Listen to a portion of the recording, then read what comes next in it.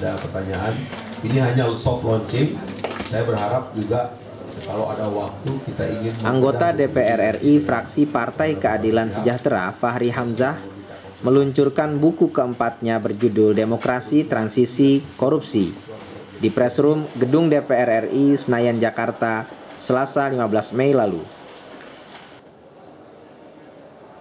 Soft launching buku ini dihadiri sejumlah wartawan dan redaktur media massa nasional.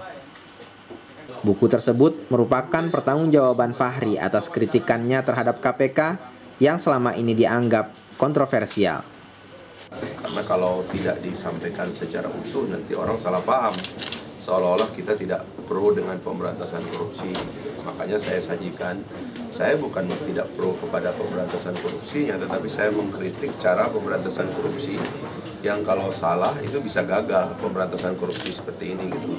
Karena itu pemberantasan korupsinya itu harus sistematis, harus seperti orkestra, ya kan? Dan Presiden kan pernah mengatakan bahwa dia memimpin orkestra pemberantasan korupsi itu harus ditagih gitu loh.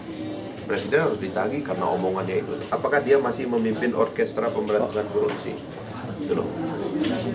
Jangan-jangan dia sendiri sudah mulai terganggu juga oleh korupsi di sekitar dia. Nah, ini tanggung jawab publik saya karena pernah mengatakan itu. Nah, lebih jauh saya kira saya menunggu diskusi aja bagi pihak yang mau mendiskusikannya. Saya ingin menjelaskannya secara lebih detail supaya perencanaan pemberantasan korupsi ini jangan jadi sensasi gitu, tetapi merupakan satu perencanaan yang sistematik. Kita tulis di dalam regulasi kita, implementasikan di dalam institusi kita, lalu dia akan menjadi kenyataan gitu. Bukan kemudian efek sensasi dari orang-orang yang digiring masuk bui setiap hari itu. Menurut Fahri, KPK seharusnya menggunakan kewenangan penindakan untuk menuntaskan kasus-kasus besar dengan kinerja maksimal tanpa harus mendahulukan sensasi. Itu tadi kembali ke 30/2002. Ya, di situ makanya saya meminta kata pengantar dari Profesor Romli karena dia yang membuat Undang-Undang KPK. Maksud dari Undang-Undang KPK itu sementara. Bahkan dia mengatakan KPK itu harus dipimpin oleh malaikat, manusia setengah dewa katanya. Karena kewenangannya besar, makanya saya membayangkan kalau saya mimpin KPK itu kan paling lama 3 tahun selesai itu korupsi itu, harusnya. Tapi kalau kita tidak tahu kekuatannya ya akan terus-menerus dan kita tepuk tangan terus kan. Sampai 100 tangan kita tepuk tangan KPK nangkap orang. Gitu loh. Terus Menteri Hukum dan HAM, kepala pemasyarakatan minta dana terus-menerus, nambah penjara. Hebat betul.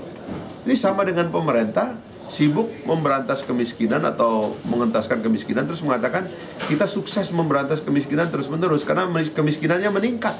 Sama ini kelakuannya dengan ini. Itu keliru. Fahri optimis bahwa transisi demokrasi di Indonesia akan berjalan dengan lancar selama KPK konsisten dengan pemberantasan korupsi yang sistematis.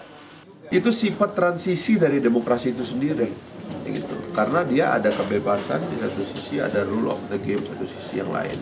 Kalau kita hanya mau melihat kebebasannya saja, termasuk kebebasan korupsi itu bagian dari efek demokrasi.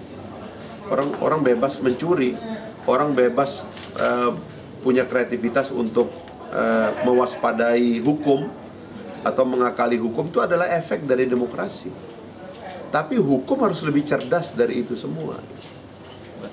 Nah itulah yang saya mengatakan KPK jangan menikmati. Harusnya KPK itu nagih itu sekarang. KUHAP misalnya. Kenapa Presiden itu tidak saja sampai hari ini tidak menyerahkan KUHAP kepada DPR?